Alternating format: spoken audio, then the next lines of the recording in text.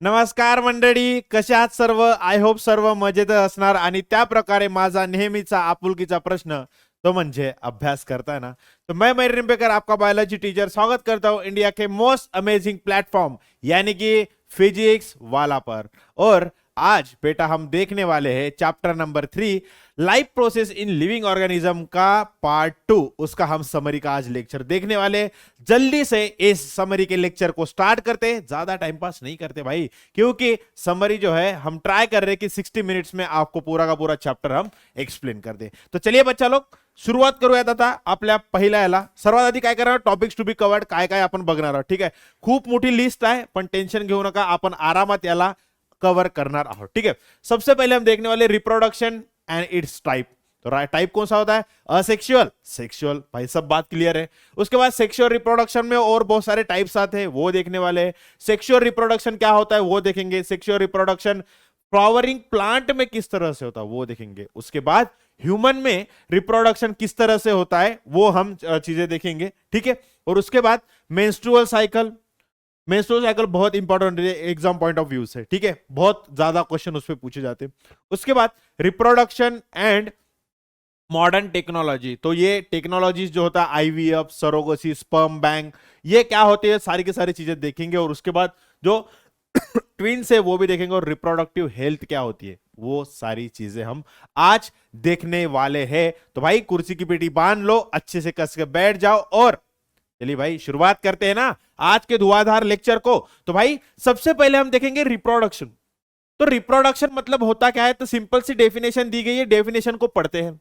Formation of new organism of same species by earlierly existing organism is called as a reproduction. मतलब क्या होगा, यहां पर दो चीजें ध्यान रखने वाली है। अर्लियरली एग्जिस्टिंग मतलब आपके पेरेंट्स, ठीक है, आपके पेरेंट्स। मैं सर्कल बना रहा हूं, बाकी कुछ नहीं, बुरा मत मानना, ठीक है, मैं अपन बायोलॉजी पढ़ रही, ठीक है। तो यहां पर क्या बोला है, फॉर्मेशन ऑफ न्यू ऑर्गेनिज्म, मतलब ये न्यू ऑर्गेनिज्म फॉर्म हुआ, ठीक है, बाय ऑफ सेम स्पीसीज। ये देखो सर्कल सर्कल, मतलब ये क्या हो गया भाई, सेम स्पीसीज हो गए। बात सबको क्लियर है? बगा, ठीक है।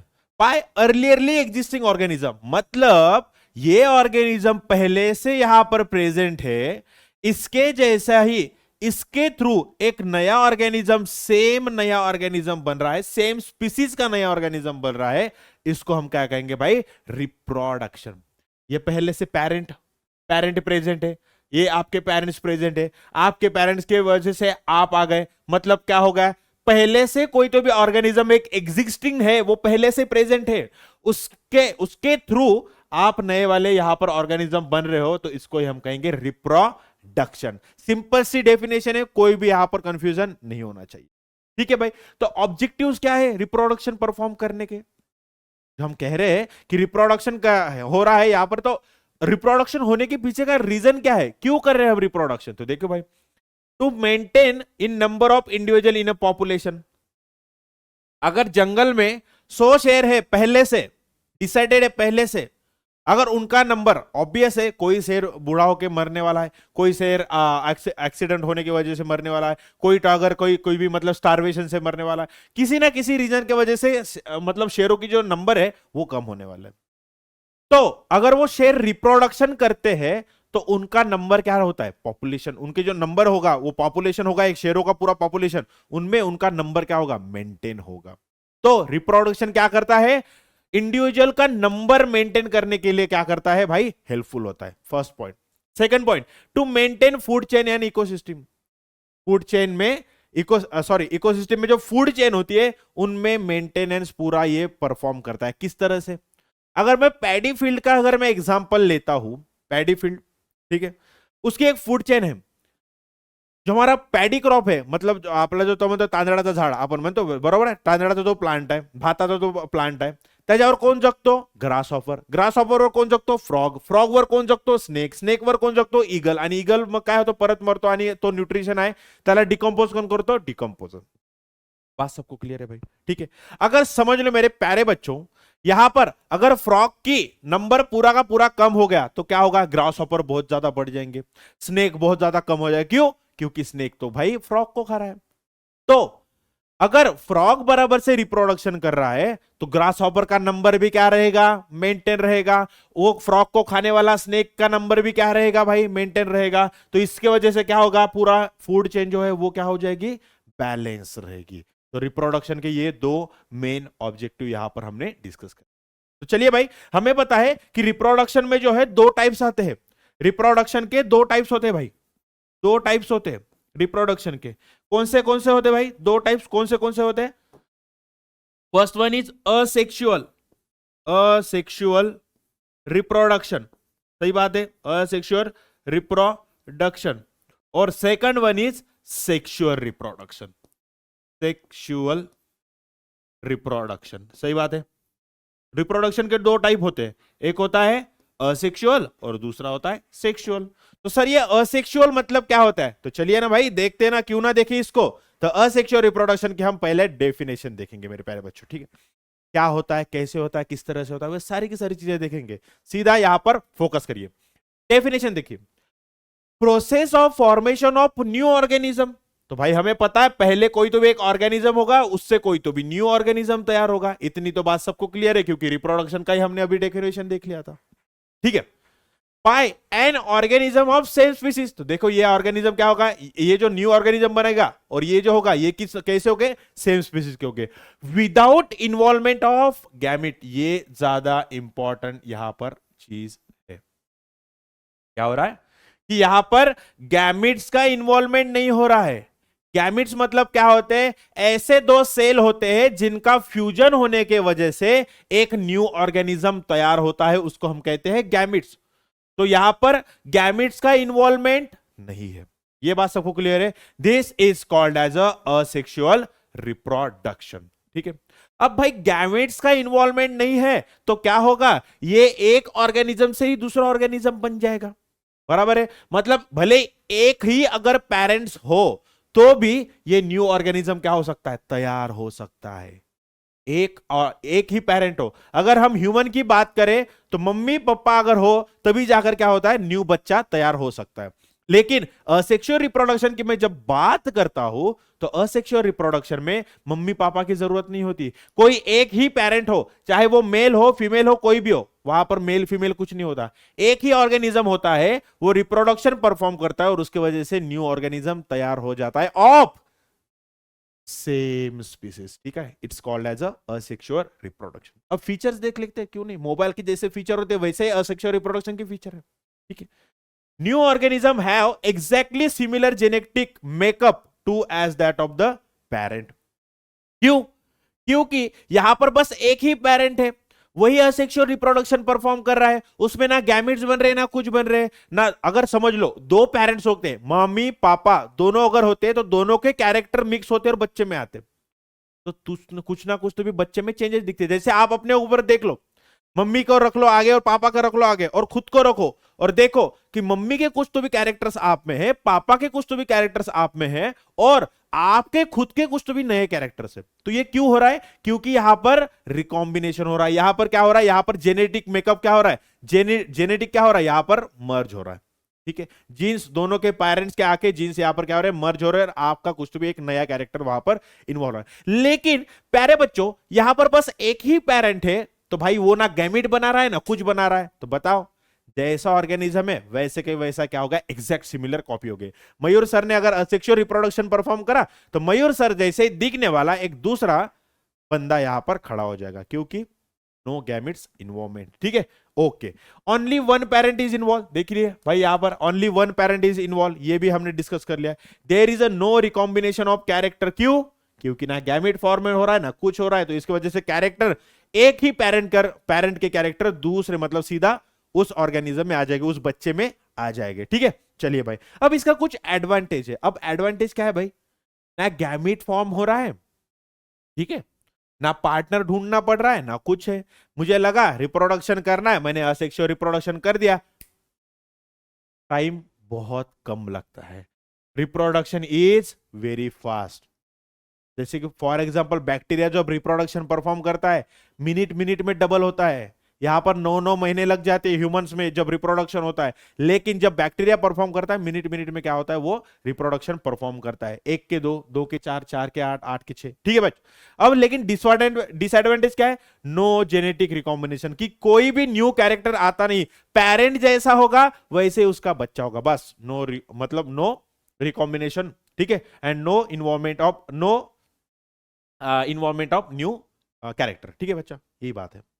इतनी बात सबको क्लियर है? चलो भाई, तो चलिए रिप्रोडक्शन जो है, असेक्सुअल रिप्रोडक्शन, ये अभी इनके टाइप्स देख लेते हैं। तो वेरी फर्स्ट इज कि asexual reproduction unicellular organism, unicellular मतलब एक सिंगल सेल से जो ऑर्गेनिज्म बना होता है, ठीक है, उसके अंदर किस तरह से रिप्रोडक्शन होता है। तो very first type is binary fusion. अब बाइनरी का मतलब क्या होता है, बाइनरी का मतलब होता है, बाय का मतलब होता है 2, ठीक है, और फ्यूजन का मतलब होता है डिवाइड होना। ठीक है, फ्यूजन का मतलब क्या होता है भाई, डिवाइड होना। जब एक पेरेंट सेल 2 इसमें डिवाइड हो जाए तो उसको हम कहते हैं बाइनरी फ्यूजन, बाइनरी फ्यूजन। अब इसके अंदर भी जो है अलग अलग टाइप्स आते हैं। कौन सा है, एक होता है simple binary fusion, simple binary fusion. दूसरा होता है ट्रांसवर्स बाइनरी फ्यूजन। ठीक है, और थर्ड जो होता है वो होता है लॉन्जिट्यूडनल, ठीक है, लॉन्जिट्यूडनल बाइनरी फ्यूजन। अगर मैं एग्जांपल की बात करता हूं, सिंपल बाइनरी फ्यूजन कौन करता है, अमीबा। ट्रांसफर बाइनरी फ्यूजन कौन करता है, पैरामीशियम। ठीक है, और ये कौन करता है, यूग्लिना।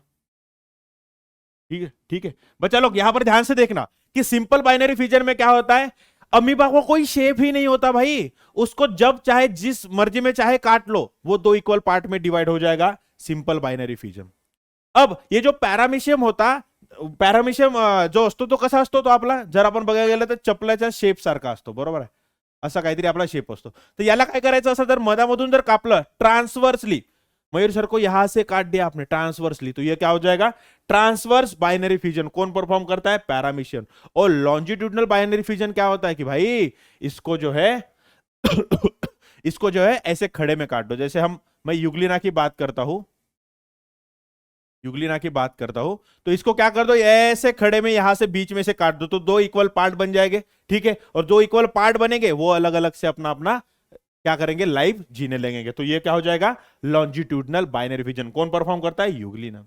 अब आते हैं भाई सेकंड जो कि मल्टीपल फ्यूजन, ये कौन परफॉर्म करता है, ये परफॉर्म करता है हमारा अमीबा,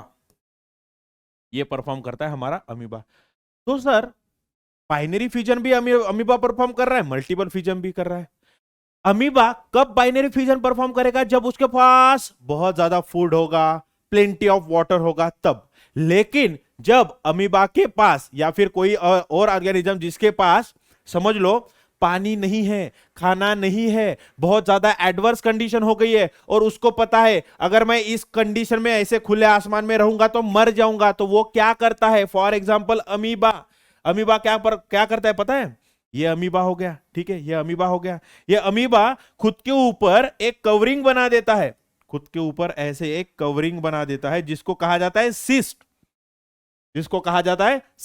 अब क्या होता है, इस सिस्ट के अंदर जो है, ये अगर सिस्ट रहा, ठीक है, इसके अंदर ये अमीबा जो है खुद ही डिवाइड होना स्टार्ट कर देता है, ऐसे छोटे छोटे डिवीजन स्टार्ट कर देगा। सबसे पहले न्यूक्लियस डिवाइड होगा, फिर उसका बहुत सारे न्यूक्लियस वहां पर रहेंगे इस सिस्ट के अंदर, फिर उसके ऊपर क्या होने लगेगा, साइटोप्लाज्म डिवाइड होने लगेगा। ठीक है, तो पहले एक अमीबा था, यहां पर मैं न्यूक्लियस दिखा देता हूं, एक अमीबा था, वो क्या करेगा, सबसे पहले सिस्ट फॉर्म करेगा, खुद के ऊपर ऐसे कवरिंग करेगा, फिर उसके बाद ये जो एक अमीबा है बहुत सारे अमीबुली में क्या हो जाएगा, डिवाइड हो जाएगा।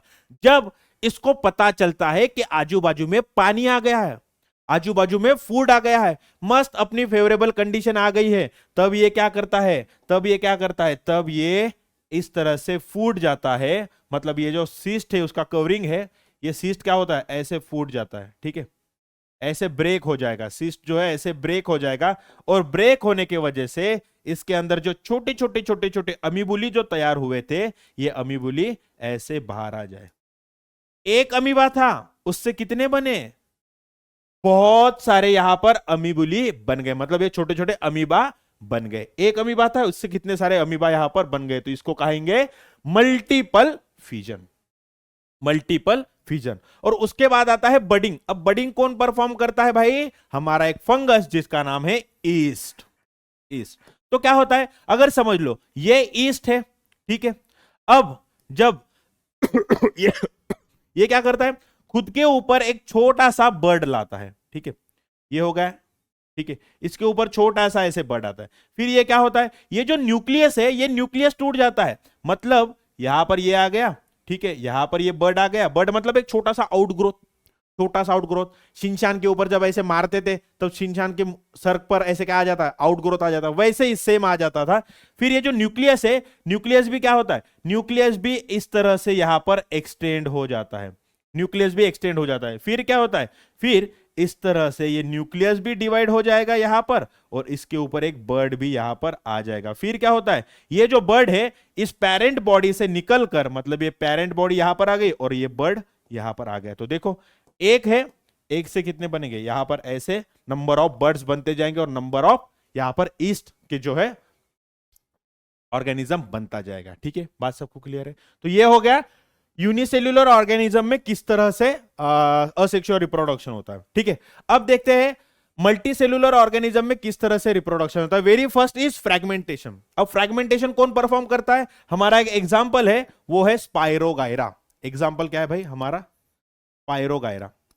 स्पाइरोगायरा, ठीक है, स्पाइरोगायरा। अब इसमें क्या होता है कि स्पाइरोगायरा भाई पानी में रहता है। ठीक है, स्पाइरोगायरा भाई पानी में रहता है। सबसे पहले देखो, पहले इतना स्पाइरोगायरा है, ठीक है, इतना स्पाइरोगायरा है, ठीक है। देखो आप, अब जब बहुत ज्यादा फेवरेबल कंडीशन होती है तो ये क्या कर लेता है, पहले खुद का साइज बढ़ा देता है।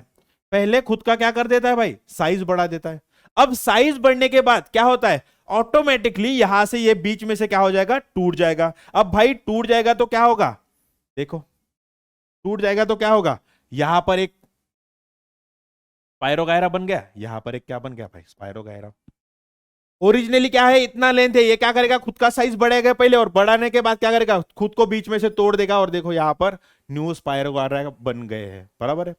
क्या हो रहा है, इसको कहते हैं फ्रैगमेंटेशन। यहां से बीच में से टूट गया, दो फ्रैगमेंट तैयार हो गए, और ये जो न्यू फ्रैगमेंट हुए, ये फ्रैगमेंट खुद अभी आगे जाकर बढ़ते जाएंगे। ठीक है, स्वतः काय होतील ते आता मोठे मोठे होत जातील। ठीक है, okay. First is fragmentation shown by spirogyra. ठीक है, okay. Second one is regeneration. Regeneration, अब ये स्पाइरोगायरा तो हो गया, और कुछ कुछ जो हमारे ये होता है, क्या कहते हैं उसको, साइकॉन, जो स्पॉन्जेस को बिलोंग करते हैं, वो भी क्या करते हैं फ्रैगमेंटेशन शो करते हैं।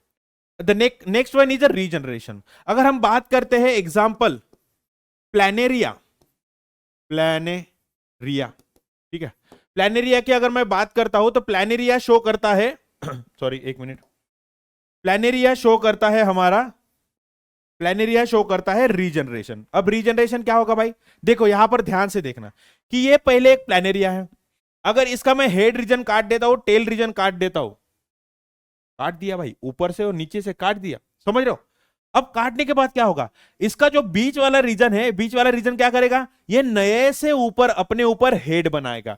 मैंने ये हेड काट दिया, मैंने एक टेल काट दिया, तो ये जो बीच का रीजन बचा वो क्या करेगा, ऊपर की तरफ हेड फॉर्म करेगा और नीचे की तरफ टेल फॉर्म करेगा। क्या बात है भाई, बहुत बढ़िया, बहुत बढ़िया। अब ये जो हेड है, क्या उसको हम फेंक देंगे? नहीं, ये जो हेड है ये पूरा का पूरा नीचे का रीजन पूरा फॉर्म करेगा, और जो जो टेल का रीजन है, ये जो टेल का रीजन है, ये पूरा का पूरा ऊपर का रीजन फॉर्म कर देगा। समझ रहे हो?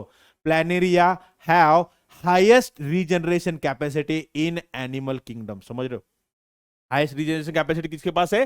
प्लैनेरिया के पास है। कोई भी पार्ट का काट दो उसका, वो अपने आप पूरी बॉडी बना लेता है। कौन? प्लैनेरिया। एग्जाम्पल तो प्लैनेरिया होगा। और एक लिमिटेड रीजनरेशन हमें देखने को मिलता है, एग्जाम्पल उसका है लिजार्ड।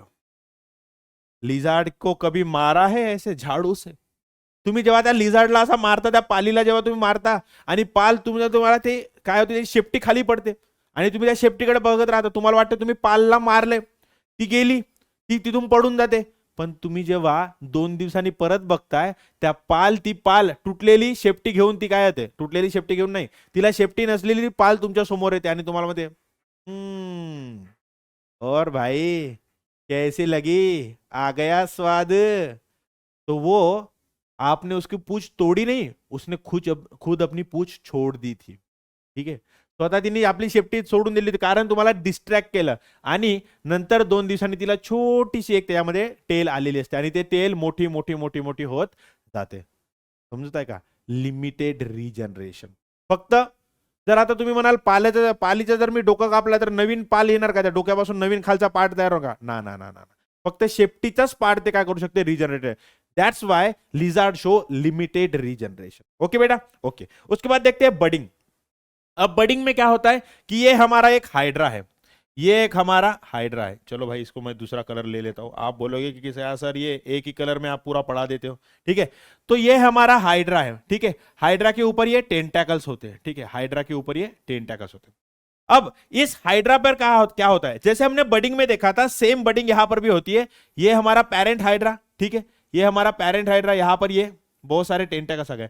इस पेरेंट हाइड्रा पर एक छोटा सा यहां पर बर्ड आ जाता है, सबसे पहले छोटा सा बर्ड आ जाता है। फिर क्या होता है, ये इसकी जो ये डर्मल मतलब ये जो बाहर के जो लेयर है इसको डर्मल लेयर बोलते हैं, यही इसी का एक्सटेंशन होता है, ये छोटा सा बर्ड। ठीक है, फिर क्या होता है, ये देखो ये पेरेंट हाइड्रा, ये पेरेंट हाइड्रा, इसके ऊपर ये जो बर्ड आया इसके ऊपर ये छोटा छोटा सा बर्ड जो है बड़ा होते जाता है। और देखो ये इसको कहते हैं नेसेंट हाइड्रा। यहां पर देखो आपको दिख रहा है नेसेंट हाइड्रा। जब ये सफिशिएंट अमाउंट में ग्रो हो जाता है, जब इसकी सफिशिएंट ग्रो हो जाती है नेसेंट हाइड्रा की, इस बर्ड की, तब ये जो है ये बर्ड ऐसे निकल आता है बाहर। ठीक है, ऐसे बाहर निकल आता है और इंडिविजुअल लाइफ अपनी जीने लगता है। This is called as a budding. कौन शो करता है, हमारा हाइड्रा। एग्जाम्पल याद रखना, हाइड्रा। ठीक है भाई, चलो चलिए आगे बढ़ते हैं फिर। ओके, उसके बाद है वेजिटेटिव प्रोपागेशन। अब वेजिटेटिव प्रोपागेशन क्या होगा, प्लांट्स के पास एक अलौकिक शक्ति है। वो शक्ति कैसी है, देखो भाई ध्यान से देखो। अलौकिक शक्ति ऐसी है कि प्लांट जो है फूलों से तो रिप्रोडक्शन करते ही करते हैं, लेकिन कुछ कुछ प्लांट जो है वो उसके वेजिटेटिव पार्ट्स यानी कि कौन से वेजिटेटिव पार्ट्स, यानी कि स्टेम हो गया। ठीक है, उसके बाद क्या होता है, उसके बाद अरे स्टेम का क्या करते हैं भाई, स्टेम हो गया, उसके बाद जो रूट है, उसके बाद जो लीफ है, ठीक है, उसके बाद जो नोड्स है, उनसे भी क्या कर देते भाई, ये रिप्रोडक्शन परफॉर्म करते हैं। अगर आपने कभी पोटैटो को देखा होगा, अगर आपने बरसात के मौसम में तन्हाई के आलम में उस पोटैटो को बाहर रख दिया तो पोटैटो के ऊपर ये छोटे छोटे छोटे छोटे आईज आने लगते हैं, छोटे छोटे ग्रीन ग्रीन कलर के छोटे छोटे बर्ड्स आने लगते हैं, उसको हम कहते हैं आईज। तो ये पोटैटो क्या है भाई, पोटैटो है मॉडिफाइड स्टेम। पोटैटो क्या है हमारा, मॉडिफाइड स्टेम है। ठीक है, ये जो पोटैटो है ये मॉडिफाइड स्टेम होता है, और इस स्टेम पर भले ही वो जमीन के अंदर हो, तो हर जमीन के अंदर लगने वाली चीज रूट नहीं होती भाई, कुछ कुछ स्टेम भी होते हैं। तो पोटैटो क्या है, स्टेम है। ठीक है, आप जो आलू खाते हो ना, आलू जो स्टेम है, तर त्यावर जर तुम्ही बघितलं तर ग्रीन ग्रीन कलरचे बर्ड्स येतात। तर समजा या रिजनवर याला पोटॅटोवर काय येतं, इथं बर्ड येत आहे, हा रिजन जर तुम्ही कापून जमिनीमध्ये जर पुरवला तर त्यापासून एक नवीन पोटॅटोचा प्लांट आपल्याला काय बघतो, दिसायला भेटतो। बरोबर आहे, तर हा झाला एक पोटॅटोचा एक्झाम्पल जो स्टेम मधून काय होतं, रिप्रोडक्शन करतो। Root for example sweet potato, ठीक आहे, कॅरट, ठीक आहे, आपला जो म्हणतो गाजर म्हणतो, ठीक आहे, किंवा आपण शकरकंद जो म्हणतो, तो काय असतो, तो असतो मॉडिफाईड स्टेम। जर त्याला तुम्ही जर काढलं आणि दुसऱ्या ठिकाणी जर लावलं त्यापासून काय होणार, नवीन प्लांट तुम्हाला दिसायला भेटतो। त्याच प्रकारे ब्रायोफाइलम, ठीक आहे, ब्रायोफाइलम काय शो करतो, आपण त्याला म्हणतो पानफुटी। तर त्याच्या हा जो एक पान आहे, या पानावर छोटे छोटे छोटे छोटे काय असतं, एक एवढूशे काय प्लांटलेट सारखे येतात, छोटे छोटे याच्यावर काय असतं, याच्या लीफ येतात आणि त्याला काय असतं, रूट्स पण असतात। जर तुम्ही एवढा पार्ट कापून जर तुम्ही त्या प्लांटला एवढा पार्टला जर तुम्ही जमिनीत लावलं तर त्यापासून काय येणार, नवीन एक आपल्याला प्लांट बघायला भेटतो। ठीक आहे, ब्रायोफाइलम। और नोट्स जो अपने शुगर केन होते हैं, शुगर केन. शुगर केनचा जो असतो, आपण जर बघायला गेला, हा शुगर केन जर असेल तर मधामध्ये आपल्याला असं काहीतरी खाचे बघायला भेटतात आणि यावर तुम्ही जर बघितलं छोटे छोटे रूट्स येतात. तर हा जर पार्ट जर तुम्ही कापून जमिनीमध्ये गाडलं तर त्यापासून काय ना नवीन शुगर केनचा आपल्याला एक प्लांट बघायला भेटतो. ठीक है भाई, ये हो गया वेजिटेटिव प्रोपेगेशन. और उसके बाद आता है वो होता है स्पोर फॉर्मेशन. एग्जाम्पल, एक फंगस म्यूकर. ठीक है, एग्जाम्पल है अपना म्यूकर. तो म्यूकर की अगर मैं बात करता हूं तो इसमें क्या होता है, ऐसे फिलामेंटस बॉडी होती है बहुत सारे, और उसके ऊपर ये ऐसे स्पोरेंजिया होता है, स्पोरेंजियम. ठीक है, स्पोरेंजियम, स्पोरेंजियम के अंदर बहुत सारे छोटे छोटे स्पोर्स बनते हैं, बहुत छोटे छोटे स्पोर्स बनते हैं. जब ये स्पोरेंजियम पूरी तरह से भर जाता है और जब ये फूटता है बलून फूटने जैसे, उसमें जो अंदर के जो स्पोर्स है वो पूरे हवा में फैल जाते हैं, और हवा में फैल जाते हैं, और जहां पर मॉइस्ट जगह मिली, जहां पर थोड़ा थोड़ा पानी मिला, जहां पर थोड़ा थोड़ा खाना मिला, फॉर एग्जांपल ब्रेड, वहां पर जाके वो बैठ जाएंगे, और बैठने के बाद वहां पर ऐसी पूरी की पूरी कॉलोनी तैयार कर लेते हैं. Spore formation. ठीक है भाई, चलो. तो चलिए भाई, हमने पूरा असेक्सुअल रिप्रोडक्शन देख लिया है, अब देखते हैं सेक्सुअल रिप्रोडक्शन. अब यहां से चैप्टर बहुत तगड़े लेवल पर शुरू होने वाला है. ठीक है, चलिए बच्चा लोग, डेफिनेशन क्या है? The process in which fusion of male and female gamete. तो भाई यहां पर देखो, एक मेल है एक फीमेल है, मतलब मुझे बात बताओ यहां पर पेरेंट्स कितने होंगे, किती असणार पेरेंट? जेव्हा मेल आणि फिमेल म्हणतायत तर ऑब्वियस आहे याच्यामध्ये पेरेंट्स किती असणार? मेल आणि फिमेल, म्हणजे दोन पेरेंट्स इन्वॉल्व. एवढी गोष्ट क्लियर आहे. The process in which fusion of male and female gamete takes place leading to formation of zygote. ये मेल गैमिट जिसको कहा जाता है स्पर्म, ये फीमेल गैमिट जिसको कहा जाता है एग, ये क्या होते हैं? ये होते हैं हैप्लॉइड. ठीक है, हमने पहले देख लिया हैप्लॉइड किस तरह से होते हैं, जिनमें क्रोमोसोम का नंबर हाफ होगा. जब ये स्पर्म और एग जब फ्यूज होते आते हैं, इससे पहला जो डिप्लॉइड सेल बनता है ह्यूमन में, उसके कहा जाता है जाइगोट. ठीक है, तो यहां पर क्या हो रहा है? फर्टिलाइजेशन हो रहा है, बराबर. फर्टिलाइजेशन होकर क्या हो रहा है? जाइगोट तैयार होगा, और जाइगोट से फिर क्या होगा? आगे पूरा का पूरा बेबी बन जाएगा. तो देखो भाई, the process of fusion of male and female gamete takes place leading to formation of zygote is called as a sexual reproduction. Is called as a sexual reproduction. एवढी एवढी गोष्ट सर्वांना क्लियर आहे? ठीक आहे, ठीक आहे. तर आता जसं सेक्शुअल रिप्रोडक्शनचे फीचर्स आहेत, तसे सेक्शुअल रिप्रोडक्शनचे बघू. Features of sexual reproduction. Two parents are involve. देखो भाई, मेल और female, two parents are involve. इतनी बात सबको क्लियर है. New organism have character of both the parents. सही है, खुद को ही देख लो, मम्मी पापा दोनों के भी कैरेक्टर कहा है? आपके अंदर है, बराबर है. मम्मी और पापा दोनों के भी कैरेक्टर आपके अंदर है. क्यों? क्योंकि दो पेरेंट्स यहां पर इन्वॉल्व है, दोनों के भी कैरेक्टर्स आने ही आने हैं. ठीक है बच्चा लोग, there is a recombination of the characters, और आपके खुद के भी कुछ कुछ न्यू कैरेक्टर्स यहां पर बनते हैं. ठीक है, कंप्लीटली आप मम्मी आधे पापा ऐसे नहीं होते, कुछ कुछ आपके भी न्यू कैरेक्टर वहां पर इवॉल्व हो जाते हैं. ठीक है, gametes are form by meiosis. तो हमें पता है कि ये 2n जब है, जब ये मियोसिस करेगा तभी जाके स्पर्म बनेगा, तभी जाकर एग बनेगा. तो यहां पर क्या हो रहा है? मियोसिस परफॉर्म हो रहा है. बात सबको क्लियर है? चलिए भाई, तो आगे अब इसको पढ़ते हैं कि किस तरह से सेक्सुअल रिप्रोडक्शन होता है. तो इसमें दो मेन मेजर स्टेप्स होते हैं. वो एक होता है वो गैमिट फॉर्मेशन, और दूसरा होता है फर्टिलाइजेशन. अब गैमिट फॉर्मेशन, गैमिट मतलब क्या हो गया? गैमिट मतलब क्या होगा? ऐसा कोई तो भी सेल जिसमें क्रोमोसोम का नंबर हाफ होगा. जब एक पेरेंट से एक गैमिट आएगा, दूसरे पेरेंट से दूसरा गैमिट आएगा, वो दो सेल जब फ्यूज हो गए, उससे एक न्यू सेल बनेगा, और वही सेल डिवाइड हो होकर एक पूरा का पूरा ऑर्गेनिज्म बना देगा. ठीक है, तो gamete formation takes place by meiosis. तो कौन से स्टेप से होता है, कौन से सेल डिवीजन से होता है? वो होता है मियोसिस से. Okay, gamete contain half of the chromosome number, बराबर है, क्योंकि जब सेल मियोसिस परफॉर्म कर रहा है तो ऑब्वियस है, हमें पता है कि ये पेरेंट सेल है जिसके पास 2n है, लेकिन जब ये मियोसिस परफॉर्म करेगा मेरा भाई, तब इसके पास जो न्यू 4 सेल तैयार हो गए, इसमें क्या होगा? n, half of the number of the parents chromosome, बराबर है. जो न्यू सेल तैयार हो गए, इसमें कितने हो गए? हाफ नंबर ऑफ क्रोमोसोम हो गए as compare to that parent cell. बढ़िया है भाई. सब बढ़िया, बहुत चंगा। चलिए भाई, उसके बाद देखते हैं फर्टिलाइजेशन। फर्टिलाइजेशन क्या है? कुछ नहीं, जब गैमेट्स बन गए तो क्या वेस्ट जाएंगे? नहीं भाई, गैमेट्स बन गए तो उनका फ्यूजन भी तो करना है। So fertilization nothing but the fusion of male and female gamete leading to formation of zygote is called as a fertilization. The process of fusion of male and female gamete, बराबर है। एक mail से sperm आएगा, female से egg आएगा, ठीक है भाई, स्पर्म और एग आ गया, इनका फ्यूजन हो गया और यहां पर क्या बनेगा? जाइगोट। इनसे क्या बनेगा भाई?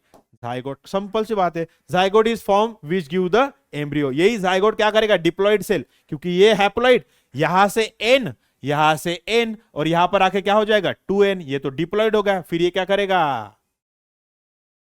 माइटोसिस, और पूरा का पूरा एम्ब्रियो यहां पर तैयार हो जाएगा। ठीक है बच्चा लोग, कोई दिक्कत, कोई समस्या, कोई परेशानी? बिल्कुल नहीं। तो चलिए भाई अब पढ़ते हैं। ये तो स्टेप पता चल गई, कौन से कि एक गैमेट फॉर्मेशन और दूसरा फर्टिलाइजेशन। अब प्लांट्स में देखते हैं कि किस तरह से सेक्सुअल रिप्रोडक्शन होता है। चलिए भाई, बहुत बढ़िया। तो देखिए भाई, ये क्या है? ये एक फ्लावर है, ठीक है। प्लांट में क्या होते हैं? फ्लावर होते हैं, जो आप बालों पे लगाते हो, लड़कियां, ठीक है। लड़के भी कभी कभी दे देते हैं किसी को फ्लावर, ठीक है। हाँ। ओके, तो देखो ये फ्लावर है। फ्लावर में कुछ कुछ तो भी जो है ना, एक सेक्सुअल पार्ट होता है, मतलब जो सेक्सुअल रिप्रोडक्शन के लिए इंपॉर्टेंट होता है। सेक्सुअल रिप्रोडक्शन के लिए जो पार्ट इंपॉर्टेंट होता है, जो वर्ल इंपॉर्टेंट है, वर्ल मतलब क्या होता है? अरेंजमेंट होता है ये सारे पार्ट्स के, ठीक है। तो ये जो वर्ल्स इंपॉर्टेंट होते हैं फॉर सेक्सुअल रिप्रोडक्शन, उनको कहा जाता है इसेंशियल वर्म। इसेंशियल वर्ल्स, ठीक है। अब ये इसेंशियल वर्ल्स में क्या क्या आता है? Very first is androecium.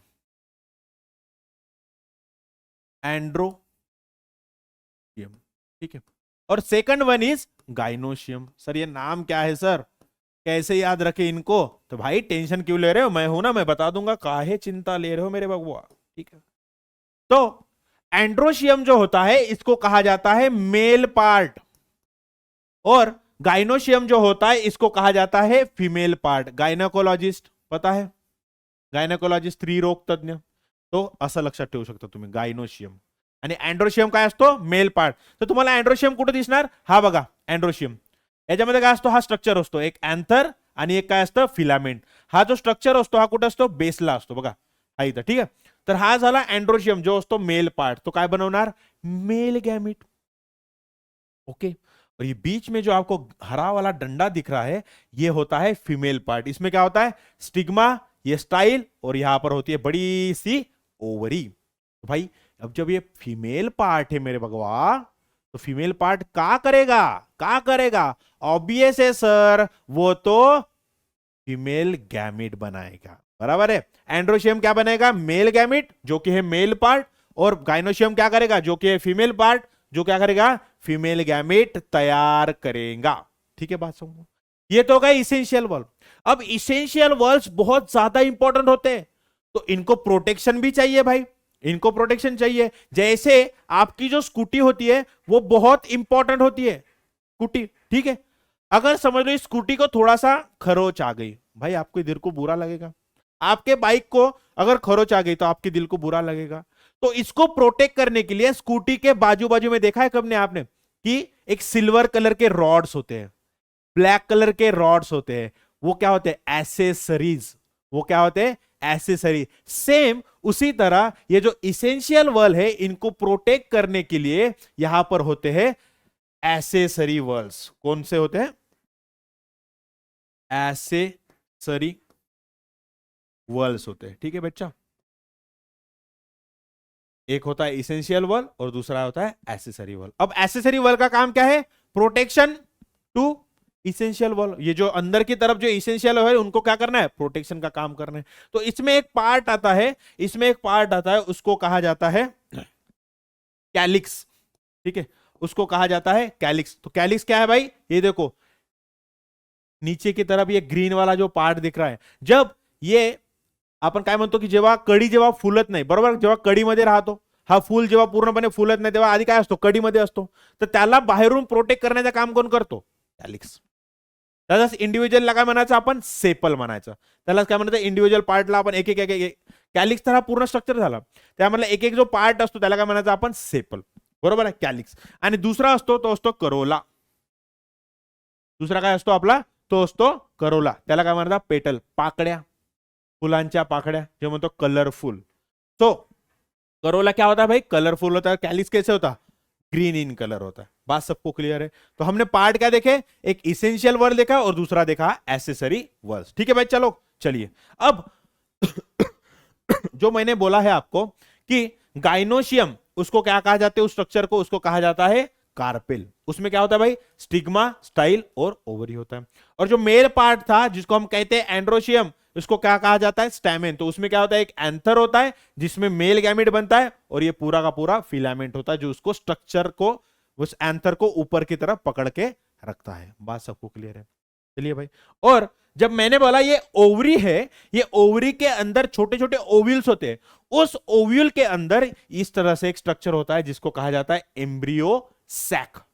जिसको कहा जाता है एम्ब्रियो सैक, जिसमें क्या होता है, पोलर न्यूक्लियर होता है, बीच में एक एग सेल होता है जो फीमेल गैमिट सेल होता है. ठीक है. उसके बाद दो एंटीपोडल्स होते हैं. ठीक है. तो इसको हम आगे देखने वाले. चलिए भाई, स्ट्रक्चर देख लिया. अब फ्लावर के टाइप्स होते हैं, कुछ कुछ फ्लावर के टाइप्स होते हैं. टाइप्स कौन से बेसिस पर है, कि कौन सा इसेंशियल वर्ड प्रेजेंट है. क्या एक फ्लावर में दोनों भी इसेंशियल वर्ड्स, मतलब एंड्रोशियम और गाइनोशियम दोनों भी प्रेजेंट है, तो उसको क्या कहेंगे. अगर समझ लो एक फ्लावर में एक तो मेल गैमिट है, सॉरी मेल वर्ल है, नहीं तो फीमेल वर्ल है, तो उसके ऊपर उनके क्या हुआ, क्लासिफिकेशन हुआ है. ठीक है. कौन सा है, सबसे पहले आता है यूनिसेक्सुअल फ्लावर. अब यूनि का मतलब क्या होता है, सिंगल. सिंगल. अगर ये फ्लावर है, इसके अंदर बस एक तो एंड्रोशियम होगा, नहीं तो गाइनोशियम होगा, दोनों भी एक साथ नहीं होंगे, उसको हम कहते हैं unisexual flower. Only one essential word is present, for example papaya. Bisexual क्या होगा, पाई का मतलब टू, बराबर है. जब एक ही फ्लावर में एंड्रोशियम भी होगा, गाइनोशियम भी होगा, उसको हम कहेंगे bisexual flower. Both androecium and gynoecium in a single flower. For example hibiscus. भाई अभी अभी हमने हिबिस्कस का फ्लावर देख लिया था. क्या है भाई, हिबिस्कस का फ्लावर देख लो. ये है हिबिस्कस का फ्लावर. बोथ एंड्रोशियम और गाइनोशियम एक ही फ्लावर में हमें यहां पर क्या हो रहा है भाई, देखने को मिल रहा है. बात सबको क्लियर है, बात सबको क्लियर है. चलिए भाई, अब ये तो एक टाइप हो गया फ्लावर का, इसको मतलब इसके बेसिस पर हम करेंगे कि कौन सा इसेंशियल वर्ड है. दूसरा है स्टॉक, मतलब पेडिसेम. अगर आपने हिबिस्कस का फ्लावर देखा होगा, म्हणजे आपण त्याला म्हणतो जास्वंदाचा, तर तुम्हाला दिसणार फ्लावर आहे आणि ही स्टेम आहे. ठीक आहे. हा काय, हा फ्लावर आहे आणि इथं स्टेम आहे. ठीक आहे. तर याला अटॅच करणारा मधामध्ये काहीतरी एक छोटासा तुम्हाला एक रॉड सारखा दिसेल, त्याला काय म्हणतात, पेडिसेल. त्याला काय म्हणायचं, पेडिसेल. जर पेडिसेल जर असेल तर त्याला काय म्हणायचं, pedicellate flower. Flower is supported by stock. लेकिन आप अगर सनफ्लावर को देखते हो तो ये उसका डंडा हो गया स्टेम, और स्टेम को ही सीधा वो क्या है, फ्लावर अटैच. स्टेम को ही सीधा फ्लावर अटैच होता है, तो उसको हम क्या कहेंगे, उसको हम क्या कहेंगे, सेसाइल. अगर वो जो छोटी सी डंडी थी, अगर वो फ्लावर में प्रेजेंट नहीं हो, फ्लावर के पिछले वाले रीजन में प्रेजेंट नहीं हो, और फ्लावर सीधा इस स्टेम को अटैच हो, तो उसको हम क्या कहेंगे, sessile flower. Flower is directly attach and stock is absent. Stock is absent मतलब पेडिसिल इज अब्सेंट. ठीक है. For example sunflower. इधर क्या आता है पेडिसिलेट में, फॉर एग्जांपल हिबिस्कस. बात सबको क्लियर है भाई. चला बघूया नेक्स्ट. नेक्स्ट काय, पॉलिनेशन. आता पॉलिनेशन म्हणजे काय होतं, आपल्याला माहिती आहे की फ्लावर्स मध्ये मेल गैमिट आणि फीमेल गैमिट यांचं फ्यूजन झालं पाहिजे. किसी ना किसी तो भी वे में मेल और फीमेल गैमिट एक दूसरे के पास आना चाहिए, तभी जाकर क्या होगा, सेक्सुअल रिप्रोडक्शन परफॉर्म होगा. लेकिन जो फ्लावर में, फ्लावर जो होते प्लांट्स में, जो मेल गैमिट है फीमेल गैमिट के पास आता है, उस प्रोसेस को क्या कहा जाता है, ये जो प्रोसेस होती है, मेल गैमिट उड़ के ऐसे ऐसे ऐसे आके फीमेल गैमिट के स्टिग्मा पर आके चिपक जाएगा, उस प्रोसेस को हम कहते हैं, क्या कहते हैं, देखो भाई ये जो मेल गैमिट है, यहां पर ये एंथर है, एंथर में क्या बनेंगे, बहुत सारे मेल गैमिट बनेंगे, ऐसे पोर्स मेल गैमिट बनेंगे, ठीक है। और ये जो है, ये मेल गैमिट पूरे के पूरे उड़कर ऐसे ऐसे उड़कर ये फीमेल गैमिट के क्या, सॉरी, फीमेल जो है हमारा कार्पेल के स्टिग्मा पर आके पड़ेंगे, वहां पर आके गिरेंगे, तो इसको हम क्या कहते हैं, इसको हम कहते हैं पोलिनेशन, पोलिनेशन, ठीक है भाई। चलो चलिए आगे देखते हैं अभी, ठीक है, आगे देखते हैं, ठीक है। तो पोलिनेशन क्या हो, the transfer of pollen grains from anther to stigma of the flower, the transfer of pollen grain from anther to stigma, of the flower is called as a pollination, ठीक है भाई। इतनी बात सबको क्लियर है। तो इसमें भी दो टाइप्स होते हैं, एक होता है सेल्फ पोलिनेशन, दूसरा होता है क्रॉस पोलिनेशन। अब सेल्फ पोलिनेशन का मतलब क्या होगा, सेल्फ मतलब खुद के अंदर, मतलब देखो अब क्या होगा, एक फ्लावर है, उसके अंदर एंथर और स्टिग्मा दोनों भी है, ठीक है, एंथर और स्टिग्मा दोनों, मतलब एंड्रोशियम भी है और गाइनोशियम है। तो उसी फ्लावर के एंथर से पोलन ग्रेन उड़कर उसी फ्लावर के स्टिग्मा पर जाकर जब गिरता है तो उसको हम कहते हैं self pollination, for example hibiscus. लेकिन समझ लो क्या होता है कि जब यूनिसेक्सुअल फ्लावर होगा, इसमें क्या होगा, एंथर होगा, मतलब सॉरी, इसमें क्या होगा, एंड्रोशियम होगा, और इस दूसरे फ्लावर में क्या होगा, गाइनोशियम होगा। तो इस फ्लावर का जो एंथर में से जो पोलन ग्रेन उड़कर दूसरे प्लांट के फ्लावर पर जाकर जब वो गिरेगा, स्टिग्मा पर जब गिरेगा, तो इसको कहेंगे क्रॉस पॉलिनेशन, इसको क्या कहेंगे, क्रॉस पॉलिनेशन। या फिर समझ लो यहां पर ये एक प्लांट है, यहां पर एक फ्लावर है और यहां पर एक फ्लावर है, जब इस फ्लावर के एंथर से पोलन ग्रेन उड़कर उसी प्लांट के दूसरे फ्लावर के स्टिग्मा पर जाके गिरेगा, उसको भी हम क्या कहते हैं भाई, क्रॉस पोलिनेशन कहते हैं। फॉर एग्जांपल पपाया हमारा ये शो करता है। चलिए भाई अब आते हैं डबल फर्टिलाइजेशन के पास। डबल फर्टिलाइजेशन मतलब क्या होता है, दो बार फर्टिलाइजेशन हो। ह्यूमन में बस एक ही बार फर्टिलाइजेशन होता है, इसमें दो बार होता है। किस तरह से, हमें बताइए, ये स्टिग्मा है, स्टाइल है, ओवरी है, कुछ अलग बोला, नहीं बोला। अब क्या होगा, पोलन ग्रेन यहां पर आके गिर गया, तो कौन से प्रोसेस से गिरेगा भाई, वो गिरेगा पोलिनेशन, ठीक है, पोलिनेशन से। अब पोलन ग्रेन यहां पे गिर गया, पोलन ग्रेन के अंदर दो मेल गैमिट होते, कितने होते, दो मेल गैमिट एक ही पोलन के अंदर। अब देखो यहां पर ये पोलन ट्यूब बना, जब पोलन ग्रेन यहां पर गिरता है तभी स्टाइल में से एक ट्यूब बनता है, इसको कहा जाता है पोलन ट्यूब, इसको कहा जाता है पोलन ट्यूब। देखो ये पोलन ट्यूब आके नीचे आ गया, ओके। अब इस पोलन ट्यूब में से मेल गैमिट जो है नीचे सरकता हुआ आएगा और एम्ब्रियो सैक तक पहुंचेगा। एम्ब्रियो सैक कहां पर है, देखो यहां पर एम्ब्रियो सैक प्रेजेंट होता है, यहां पर एम्ब्रियो सैक क्या हो रहा है, यहां पर एम्ब्रियो सैक प्रेजेंट है। अब क्या होता है, ये जो पोलन ट्यूब आया, देखो यहां से ये पोलन ट्यूब आया, और इस पोलन ट्यूब में क्या है मेरे प्यारे बच्चों, यहां पर है एक मेल गैमिट, ये दूसरा मेल गैमिट, ओके। तो ये जो फर्स्ट मेल गैमिट है ये फ्यूज करता है एग सेल के साथ, ये जो फर्स्ट गैमिट है मेल गैमिट ये फ्यूज करता है एग सेल के साथ, और यहां से बनता है एम्ब्रियो, यहां से बनता है एम्ब्रियो। और ये जो सेकंड मेल गैमिट है ये फ्यूज करता है हमारे पोलर न्यूक्लियर के साथ। अब पोलर न्यूक्लियर के पास कितना है, ऑलरेडी दो न्यूक्लियस प्रेजेंट होता है, और ये इसका तीसरा न्यूक्लियस, मतलब तीन न्यूक्लियस हो गए, ठीक है। अब जब ये सेकंड मेल गैमिट इस पोलर न्यूक्लियस के साथ जब फ्यूज करेगा, तब इससे बनेगा एंडोस्पर्म। एंडोस्पर्म क्या करता है भाई, न्यूट्रिशन का काम करता है, न्यूट्रिशन प्रोवाइड का काम करता है, बराबर है। जब ये सीड हम जमीन में लगाएंगे तब उसको क्या होगा भाई, वहां पर ना लीफ है ना कुछ है, उसको खाना कैसे मिलेगा, वो खुद ना खा सकता है, तब एंडोस्पर्म उसको क्या करेगा भाई, खाना देने का काम करेगा। तो जब male gamete, first male gamete एक सेल के साथ फ्यूज होता है, क्या बनता है, एम्ब्रियो बनता है। और सेकंड मेल गैमिट जब पोलर न्यूक्लियस के साथ फ्यूज होगा तब क्या बनेगा, एंडोस्पर्म बनता है। तो यहां पर ये एक फर्टिलाइजेशन हो रहा है और यहां पर दूसरा फर्टिलाइजेशन हो रहा है, that's why it is called as a double fertilization. बात सबको क्लियर।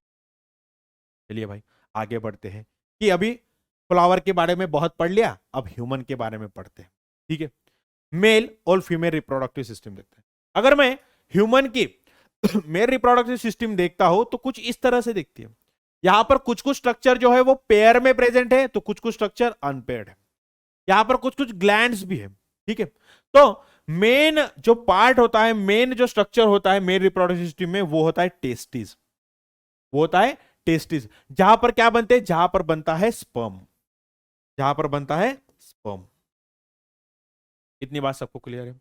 अब जो ये टेस्टिस होते हैं, ये बॉडी के बाहर, बॉडी के बाहर क्या होते हैं, हैंग होते होते हैं, बॉडी के बाहर लटके होते हैं, वो बॉडी के अंदर नहीं होते टेस्टिस, कभी भी बॉडी के बाहर होते हैं। और वो कौन सी स्ट्रक्चर में, मतलब एक पाउच होता है, उस पाउच के अंदर वो टेस्टिस हैंग होते हैं, उसको कहा जाता है, उस पाउच को कहा जाता है स्क्रोटम। उस पाउच को कहा जाता है स्क्रोटम। ठीक है। अब इस टेस्टिस के अंदर जो है बहुत सारा स्पर्म बनेगा, स्पर्म फिर यहां से बाहर निकलेगा उस स्ट्रक्चर में, उसको कहा जाता है एपिडिडाइमिस। एपिडाइमिस में थोड़े देर टाइम के लिए स्टोर होता है। फिर एपिडिडाइमिस से वो स्पर्म जो है वो आगे बढ़ेगा, आगे बढ़ेगा एक ट्यूब से, उसको कहा जाता है वैस डेफरन्स। त्याला काय म्हणायचं, वॅस डेफरन्स। टेस्टिस, टेस्टिस पासून निघाला एपिडिडायमिस, एपिडिडायमिस पासून जो स्पर्म आहे तो गेला गेला गेला गेला ट्यूब मधून, त्याला म्हणायचं वॅस डेफरन्स। वॅस डेफरन्स जो आहे ते पुढे पुढे पुढे पुढे जाणार, आणि या आता त्या वॅस डेफरन्स मध्ये काय पूर्णपणे स्पर्म आहेत, त्या स्पर्म मध्ये हा जो है सेमाइनल वेसिकल आपलं काहीतरी सिक्रीशन टाकते। ये जो सेमाइनल वेसिकल होती है, ग्लैंड होती है, ये ग्लैंड क्या करती है, उसमें कुछ तो भी सिक्रीशन डालती है, उसमें डालती है फ्रुक्टोज, उसमें डालती है फ्रुक्टोज। तो स्पर्म फिलिस इस सेमाइनल वेसिकल आ गया। ठीक है। तो ये राइट साइड में एक स्ट्रक्चर है और लेफ्ट साइड में भी क्या है भाई, एक स्ट्रक्चर है। ठीक है। उसके बाद यहां पर एक ही ग्लैंड होती है, उसको कहा जाता है प्रोस्टेट ग्लैंड। ठीक है। प्रोस्टेट ग्लैंड भी क्या करती है, अपना सिक्रीशन उस स्पर्म में डाल देगी। ठीक है। अब इसके बाद एक यहां पर एक कॉमन ट्यूब होता है, यहां पर क्या है, यूरिनरी ब्लैडर, जहां पर क्या होगा, यूरिन स्टोर होगी। वो जो यूरिन है बॉडी के बाहर इसी डक्ट में से निकलती है, और जो हमारे स्पर्म होते हैं, स्पर्म भी क्या निकलते हैं, इसी डक्ट से बाहर निकलते हैं। इसलिए इस डक्ट को कहा जाता है यूरिनोजेनाइटल डक्ट, यूरिनोजेनाइटल डक्ट। ठीक है। क्योंकि यहां से यूरिन भी बाहर निकलती है और जो हमारे स्पर्म होते हैं, स्पर्म भी बाहर यहां से निकलती है, इसलिए इसको कहा जाता है यूरिनोजेनाइटल डक्ट। और इस यूरिनोजेनाइटल डक्ट के दो बाजू में यहां पर कॉपर्स ग्लैंड लगे होते हैं। क्या होते हैं, कॉपर ग्लैंड। कॉपर ग्लैंड की स्पेलिंग देख लेना, COPPER नहीं, वो नहीं, कॉपर ग्लैंड की स्पेलिंग अलग है।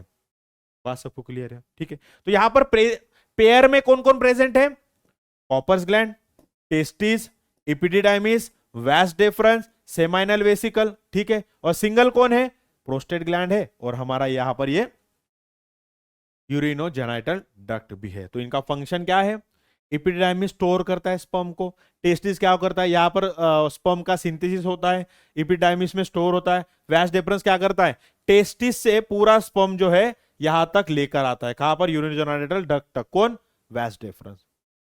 ठीक है। ये सारे के सारे फंक्शन आपको याद रखने होंगे।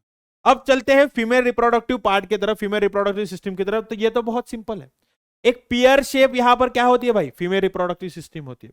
ये जो बड़ा सा आपको स्ट्रक्चर बीच में देखा जा रहा है, आपको इसको कहना होगा यूटेरस, इसको कहते हैं यूटेरस, जहां पर बच्चा पूरे के पूरा डेवलप होता है। आपने देखा होगा कि प्रेग्नेंट फीमेल जब होती है उसका पेट ऐसे बड़ा दिखता है, एक्चुअली वो पेट नहीं होता, वो जो यूटेरस है, यूटेरस बढ़ जाता है। पहले इतना छोटा होता है, लेकिन जब बेबी आता है तो बहुत बड़ा हो जाता है, क्योंकि इसके बाद जो मसल है, स्पेशलाइज मसल होते हैं, बहुत ज्यादा एक्सटेंड हो सकते हैं। ठीक है। तो ये हो गया यूटेरस। और यहां पर ओवरी होते हैं, लेफ्ट और राइट ओवरी, लेफ्ट और राइट ओवरी। और इस ओवरी से, इस ओवरी में क्या हो गया, इस ओवरी में क्या होगा, एग तैयार होगा या फिर ओवम तैयार होगा। तो ये जो ओवम है यहां पर तैयार होगा, इसको यहां तक लेके आना होता है। तो कैसे लेके आएंगे, एक ट्यूब होता है, ये जो ट्यूब है इसको कहा जाता है ओविडक्ट, इसको कहा जाता है ओविडक्ट। तो यहां पर प्रेजेंट पेयर में कौन कौन प्रेजेंट है, ओवरी पेयर में प्रेजेंट है, और ओविडक्ट क्या है, पेयर में प्रेजेंट है। ठीक है चलो। और यहां पर होता है वजाना, वजाना क्या करता है, मेल से जो स्पर्म आने वाला है, इस स्पर्म को यहां पर रिसीव करता है, वजाना। और फिर ये जो है स्पर्म यहां पर जाकर इस रीजन में जाकर फर्टिलाइजेशन होता है, एग और स्पर्म का फर्टिलाइजेशन। ठीक है बच्चा। तो यहां पर पेयर में कौन प्रेजेंट है, ओवरी और ओविडक्ट, और अनपेयर कौन है, यूटेरस और हमारा वजाइना। ठीक है बच्चा लोग, इतनी बात सबको क्लियर है? तो चलिए भाई आगे बढ़ते हैं। तो चलिए भाई नेक्स्ट देखते हैं, वो है सेक्स डिटर्मिनेशन। मतलब जो बेबी होगा वो मेल होगा या फीमेल होगा, ये किसके ऊपर बेसिस होता है वो देखेंगे। तो हमें पता है कि ह्यूमन के अंदर 46 क्रोमोसोम होते हैं, उसमें से अगर मैं देखना जाऊं तो क्या होता है 44 जो है वो क्या होते हैं, वो ऑटोजोम होते हैं, ऑटोजोम, ठीक है। और 2 जो होते हैं वो क्या होता है, सेक्स क्रोमोजोम होते हैं, वो क्या होते हैं, सेक्स क्रोमोजोम होते हैं, ठीक है भाई, सेक्स क्रोमोजोम। चलो इसको मैं ऐसे लिख देता हूं, ठीक है। अब जब हमें पता है कि मियोसिस के थ्रू जब हमारे गैमिट्स बनते हैं, मेल और फीमेल गैमिट बनते हैं, तब क्या होगा भाई, हमें पता है कि कि जब क्या होता है कि गैमिट फॉर्मेशन जब होता है तब मियोसिस होता है, और मियोसिस में क्या होता है कि जो नंबर ऑफ क्रोमोसोम है वो हाफ हो जाते हैं, मतलब ये जो 46 क्रोमोसोम है वो क्या हो जाएंगे, हाफ हो जाएंगे। ये जब हमारा डिप्लॉइड सेल है, इसमें 46 नंबर ऑफ क्रोमोसोम है, जब ये मियोसिस परफॉर्म करेंगे तो वहां से क्या हो जाएगा, वो जो है क्या कहते हैं उसको, कि क्रोमोसोम का नंबर हाफ हो जाएगा, इधर आधे चले जाएंगे, इधर आधे चले जाएंगे, ठीक है। चलिए इसके पहले मैं ये बताता हूं कि ये जो 2 सेक्स क्रोमोसोम है, मेल और फीमेल में ऑटोसोम सेम ही रहेंगे, लेकिन जो सेक्स क्रोमोसोम होते हैं वो चेंज होते हैं। अगर मैं मेल की बात करता हूं तो उसमें जो सेक्स क्रोमोसोम होते हैं वो होता है एक्स और वाई। अगर वही मैं फीमेल की बात करता हूं तो उसमें जो सेक्स क्रोमोसोम होता है वो होते हैं एक्स और एक्स, ठीक है। 44 तो कॉमन रहेगा, मेल और फीमेल में सेम रहेगा, लेकिन यहां पर चेंज क्या हो रहा है, सेक्स क्रोमोसोम। मेल होगा तो उसमें एक्स वाई होगा, और फीमेल होगा तो उसमें एक्स एक्स होगा, ठीक है। अब चलिए भाई, अब देखते इस बात को सिंपल करते हैं। जब हमें पता है कि मियोसिस के थ्रू गैमिट फॉर्मेशन होता है, मियोसिस के थ्रू गैमिट फॉर्मेशन में, तो इसमें से कितने क्रोमोसोम आएंगे, 22। और इसमें भी क्या होगा, इसमें से जैसे आधे क्रोमोसोम आए तो इसमें से भी क्या होगा, आधे क्रोमोसोम, तो इसमें क्या आ जाएगा, एक्स, इसमें क्या आ जाएगा, एक्स, ठीक है, ये एक बन गया। और इसमें से ये 22 प्लस इसमें से क्या आ जाएगा, वाई आ जाएगा। मेल की बात कर रहा हूं, ये क्या कर रहा हूं मैं, मेल की बात कर रहा हूं। अगर मैं वहीं पर फीमेल की बात करता हूं, अगर मैं वही फीमेल की बात करता हूं, फीमेल को मैं चलो पिंक से दे देता हूं, तो इसमें से क्या हो गया, 22 प्लस एक इसमें से एक्स आ जाएगा, ये बात सबको क्लियर है। और आधे रहे 22, ठीक है, तो 22 प्लस इसमें से क्या आ जाएगा, ये एक्स आ जाएगा। तो यहां पर अगर देखते हो तो जो कोई भी गैमेट बनता है उसमें एक्स एक्स ही होता है, ठीक है, एक्स एक्स ही होता है, ठीक है। अब जब इनका फर्टिलाइजेशन होगा तो प्रोबेबिलिटी क्या है, प्रोबेबिलिटी क्या है, देखो भाई, यहां पर क्या होगा, 44 प्लस क्या होगा, एक्स एक्स बराबर है 44 प्लस एक्स एक्स। यहां पर देखते हैं, यहां पर क्या होगा, 44 प्लस क्या होगा, एक्स एक्स बराबर है 44 प्लस एक्स एक्स। ओके ठीक है भाई, इतनी बात सबको क्लियर है। और मैं यहां पर अगर देखता हूं, यहां पर अगर मैं देखता हूं तो यहां पर क्या हो रहा है, 44 प्लस एक्स वाई, और यहां पर अगर मैं देखता हूं तो क्या हो रहा है, 44 प्लस एक्स वाई। तो ये एक चीज आपको यहां पर समझ में आ गई क्या, कि यहां पर देखो 44 प्लस एक्स एक्स मतलब ये क्या हो गया भाई, फीमेल। 44 प्लस एक्स प्लस मतलब ये क्या हो गया भाई, फीमेल। 44 प्लस एक्स वाई मतलब ये क्या हो गया भाई, मेल। 44 प्लस एक्स वाई मतलब ये क्या हो गया भाई, मेल। ये क्या हो गया, मेल। यहां पर एक चीज आपको ध्यान से देखनी है कि जो कोई भी बेबी होगा ह्यूमन में, तो उसका जो सेक्स होगा, मतलब वो मेल होगा या फीमेल होगा, वो कौन डिसाइड करता है, वो करता है मेल। क्योंकि देखो मेल के पास 2 अलग अलग टाइप के क्या है, सेक्स क्रोमोसोम, एक्स और वाई। और फीमेल के पास तो एक ही एक्स एक्स है, मतलब एक ही टाइप का है, एक्स और एक्स। कोई भी गैमेट बनता है तो उसमें एक्स ही होगा, ठीक है। तो इसमें से कौन सा गैमेट, मतलब ये एक्स वाला गैमेट मेल का गैमेट आके फ्यूज करेगा, या फिर वाई का गैमेट आके फीमेल के एक को फ्यूज करेगा, इसके बेसिस पर क्या होता है, सेक्स का डिटर्मिनेशन होता है। यहां पर देखो, यहां पर दिखा गया 22 plus X, 22 plus Y, 22 plus X, क्योंकि यहां पर मैंने 2 भले ही गैमेट दे दिए, लेकिन एक ही टाइप का गैमेट तैयार हो रहा है वहां पर। तो अगर 44 प्लस एक्स एक्स होता है तो गर्ल बनेगा, 44 प्लस एक्स वाई होता है तो क्या बनेगा, बॉय बनेगा, ठीक है भाई। चलो चलिए भाई आगे देखते हैं। मेंस्ट्रुअल साइकिल बहुत ज्यादा इंपॉर्टेंट होती है, मेंस्ट्रुअल साइकिल। अब साइकिल की बात करते हो मतलब क्या होगा भाई, एक जगह पर कोई तो भी चीज स्टार्ट होती है, वो घूम कर फिर उसी जगह पर आ जाती है, सायक्लिक मॅनर में, सायक्लिक मॅनर में। आता मेंस्ट्रुअल सायकल जर बघायला गेलं, डेफिनेशन कशी आहे, female reproductive system undergoes changes at puberty. आता प्युबर्टी म्हणजे काय होतो, आपण म्हणतो किशोरवयीन येणं, ठीक आहे, किशोरवयीन येणं, ठीक आहे, puberty. And those changes repeated at interval of every 28 to 30 days. सो हा जो एक मेन्स्ट्रुअल सायकल आहे हा किती दिवसाचा असतो? हा असतो 28 ते 30 दिवस. बरोबर आहे. मेन्स्ट्रुअल सायकल फिमेलमध्येच येतो, एवढं लक्षात ठेवा, मेलमध्ये येत नाही. तुम्ही म्हणून द्याल की सर मेलमध्ये पण येतो, नाही नाही नाही, मेलमध्ये नाही. ठीक आहे. फिमेल रिप्रोडक्टिव्ह सिस्टीम म्हणतात, बरोबर आहे. फिमेल रिप्रोडक्टिव्ह सिस्टीम काय असतो? कंटिन्युअसली 28 ते 30 दिवसाच्या याच्यामध्ये काय होतं, ते कंटिन्युअसली एका फेज मधून काय होतं, असं पास ऑन होत असते, बरोबर आहे. undergoes repeated changes, undergoes some changes at puberty and those changes repeat at interval of 28 to 30 days is called as a menstrual cycle. ठीक है. तो menstrual cycle को कंट्रोल करने वाले 4 हार्मोन होते, 4 हार्मोन होते. फॉलिकल स्टिमुलेटिंग हार्मोन, इसको कहा जाता है FSH. ल्यूटिनाइजिंग हार्मोन, जिसको कहा जाता है LH, इस्ट्रोजेन और प्रोजेस्टेरॉन. FSH, LH, इस्ट्रोजेन और प्रोजेस्टेरॉन. तो भाई इनका रोल कैसे होता है वो देखते हैं, चलिए भाई. ठीक है. तो ये क्या है? ये क्या है? ये एक पूरी की पूरी ओवरी है, समझ लो. ये पूरी की पूरी क्या है? ओवरी है. ठीक है. ओवरी इतनी बड़ी नहीं होती, लेकिन मैं समझाना है मुझे. ठीक है. ओवरी है. इस ओवरी के अंदर यहां पर क्या होते हैं? बहुत सारे इमैच्योर फॉलिकल होते हैं, बहुत सारे इमैच्योर फॉलिकल्स होते हैं. और इस फॉलिकल के अंदर ऊसाइट होता है, हमारा ऊसाइट होता है. ठीक है. बहुत सारे इमैच्योर, मिलियंस ऑफ होते हैं. ठीक है. तो फिर क्या होता है? इस इमैच्योर फॉलिकल के ऊपर एक हार्मोन एक्ट होता है, एक हार्मोन एक्ट होता है जिसका नाम है FSH. ठीक है. FSH, follicle stimulating hormone. अब क्या होगा? ये फॉलिकल स्टिमुलेटिंग हार्मोन जब एक्ट होगा तब क्या होगा? ये जो इमैच्योर फॉलिकल है ये क्या करने लगेगा? ग्रो होने लगेगा, ग्रो होने लगेगा. ये साइज में बढ़ने लगेगा, ये साइज में इस तरह से बढ़ने लगेगा, बढ़ने लगेगा, बढ़ने लगेगा, बढ़ने लगेगा. ऐसे बढ़ते बढ़ते बढ़ते बढ़ते बढ़ते बढ़ते ऐसा बड़ा हो जाएगा और ये हो जाएगा मैच्योर फॉलिकल. ये क्या हो जाएगा? Mature follicle. और उसी के साथ जब ये फॉलिकल मैच्योर हो रहा है, उसी के साथ ये हमारा जो oocyte है ये भी क्या हो जाएगा? साइज में बढ़ता जाएगा, साइज में बढ़ता जाएगा. ठीक है. अब ये जब ये साइज में बढ़ते जा रहा है ना, तब इससे एक हार्मोन रिलीज हो रहा है, इसको कहा जाता है इस्ट्रोजन. इसको कहा जाता है इस्ट्रोजन. अब सर ये इस्ट्रोजन क्या करेगा? फालतू में कर दिया क्या यहां पर रिलीज? ना भाई ना, इसका भी एक काम है. इसका काम कैसे है? तो हमें पता है बच्चा लोग, क्या बच्चा है, क्या क्या पता है हमें कि ये क्या हो गया भाई? ये क्या हो गया? यूटेरस, बराबर है.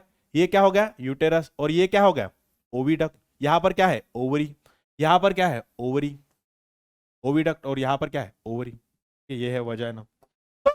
जब ये इस्ट्रोजन रिलीज होता है, कब इस्ट्रोजन रिलीज हो रहा है? यहां पर देखो इस्ट्रोजन. जब ये इमैच्योर फॉलिकल जब मैच्योर होते जा रहा है तब इस्ट्रोजन रिलीज होते जा रहा है. अब ये इस्ट्रोजन क्या करता है? इस्ट्रोजन जो है यहां पर ऐसे एंडोमेट्रियम की लेयर फॉर्म करना स्टार्ट कर देता है. अब एंडोमेट्रियम क्या होता है? बहुत सारा ब्लड की जो है यहां पर ब्लड वेसल्स फॉर्म होने लगते हैं, ब्लड की जो है यहां पर लेयर फॉर्म होना स्टार्ट हो जाती है. कहां पर? कहां पर? यूटेरस में. ठीक है. एंडोमेट्रियम इसको कहा जाता है. रेड वाला जो है यो है एंडोमेट्रियम. ठीक है. किसके इन्फ्लुएंस में? इस्ट्रोजन के इन्फ्लुएंस में. ठीक है बच्चा लोग, आगे देखो, आगे देखो, आगे देखो. फिर क्या होता है? फिर क्या होता है? देखो, फिर जो है इस मैच्योर फॉलिकल पर एक हार्मोन एक्ट होता है जिसका नाम होता है LH, मतलब ल्यूटिनाइजिंग हार्मोन. अब क्या होता है? ये जब LH एक्ट होता है, जब ये मैच्योर ग्राफिन फॉलिकल ये हो जाता है, फूट जाता है. अब फूटने के बाद क्या होगा? ये देखो,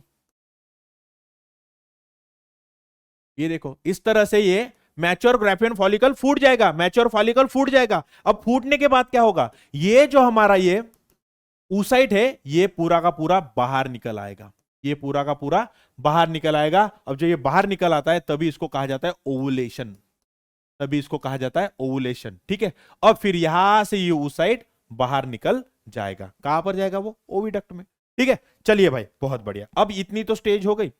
अब सर इतनी तो स्टेज हो गई, अब क्या होगा? अब क्या होगा? देखो कि ये जो टूटा हुआ जो फॉलिकल है, ये जो रप्चर्ड फॉलिकल है, ये क्या हो जाएगा? खुद में ही ऐसे अरेंज हो जाएगा, खुद में ही ऐसे अरेंज हो जाएगा बच्चों. ठीक है. अब अरेंज होने के बाद ये कन्वर्ट हो जाता है कॉर्पस ल्यूटियम में. इसमें हो जाता है भाई, ये कन्वर्ट हो जाता है। देखो यहां पर मेंस्ट्रुअल साइकिल की मैंने यहां पर डायग्राम दिखाई है।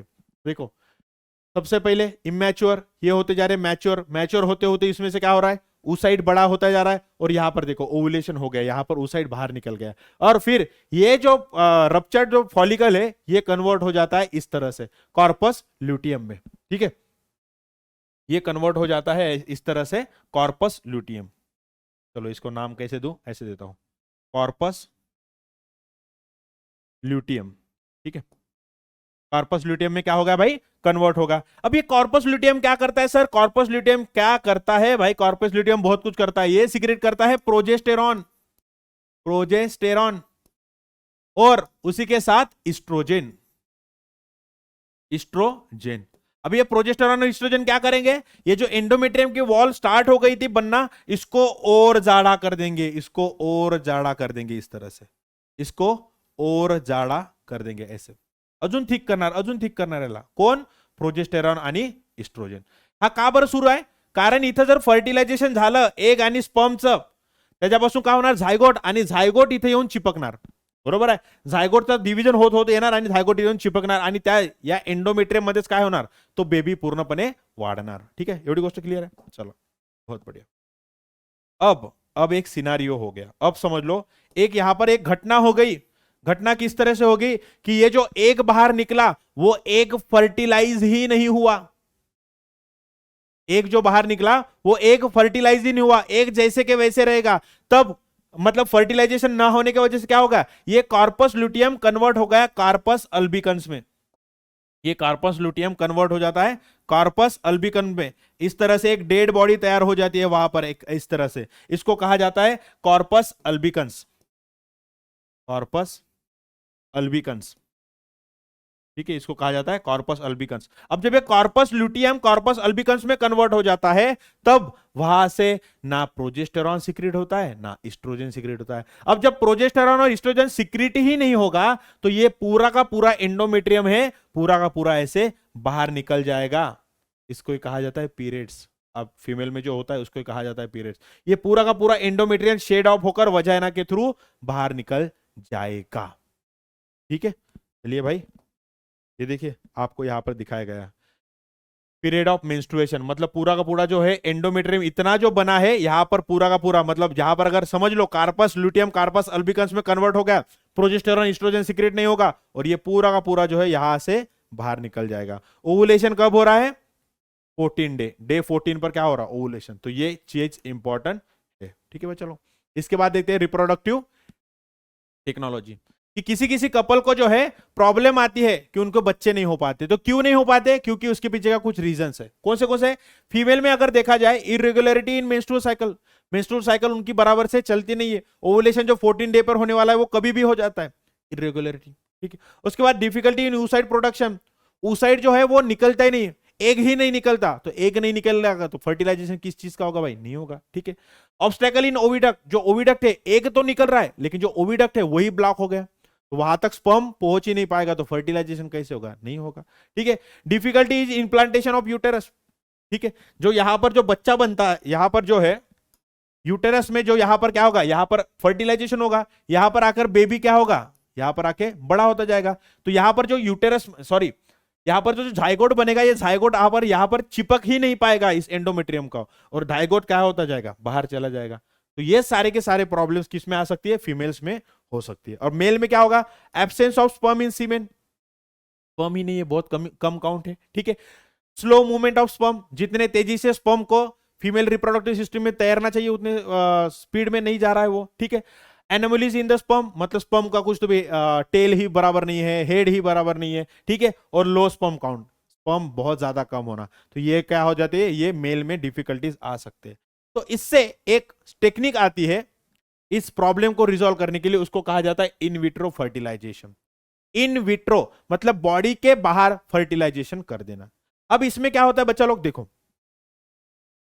फीमेल से, अब इसमें प्रॉब्लम किस तरह से है, प्रॉब्लम किस तरह से, देखो फीमेल से हम क्या करेंगे, एग लेंगे, मेल से क्या लेंगे, स्पर्म लेंगे, उसको टेस्ट ट्यूब में डाल देंगे। अब एग और स्पर्म जब आके टेस्ट ट्यूब में मिल जाएगा, तब क्या होगा, झाइगोट तैयार होगा, फर्टिलाइजेशन होगा, जायगोट तैयार होगा। अब जो जायगोट तैयार होगा उस जायगोट को लेंगे और जो फीमेल है जिसने एग दिया है उसके यूटेरस में उसको डाल देंगे और फिर क्या हो जाएगा, बच्चा बड़ा हो जाएगा। ठीक है, fertilization takes place outside the body. In vitro का मतलब होता है आउटसाइड द बॉडी।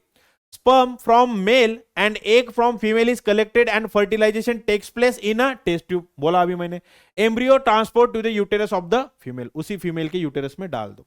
अब ये परफॉर्म करने की दिक्कत क्यों आ रही है, नौबत क्यों आ रही है, क्योंकि इसके पीछे का रीजन देखो, लेस स्पर्म काउंट, मेल जो है बहुत कम स्पर्म प्रोड्यूस कर पा रहा है उसके वजह से, या फिर जो फीमेल का जो ओविडक्ट है वही ब्लॉक हो गया, वही ब्लॉक हो गया। तो स्पर्म भले ज्यादा हो फिर भी वो उस ओवम के पास पहुंच नहीं पाएगा क्योंकि उसका ओविडक्ट क्या है, ब्लॉक हो चुका। ठीक है, तो उस टाइम पर ये आईवीएफ टेक्निक परफॉर्म होती है। उसके बाद जो है उसके बाद जो है सरोगसी। अब सरोगसी में क्या होता है, ये कपल है, ठीक है, ये कपल है, इसका स्पर्म काउंट भी अच्छा है, ये स्पर्म भी बहुत मतलब ज्यादा अमाउंट में बना रहा है, इसका एग भी रिलीज हो रहा है, उनका फर्टिलाइजेशन भी हो रहा है, लेकिन इस फीमेल का जो यूटेरस है वो अनसुटेबल है फॉर इंप्लांटेशन। इनका फर्टिलाइजेशन होने के बाद जो जाइगोट बन रहा है वो यूटेरस में जाकर चिपक ही नहीं पा रहा है।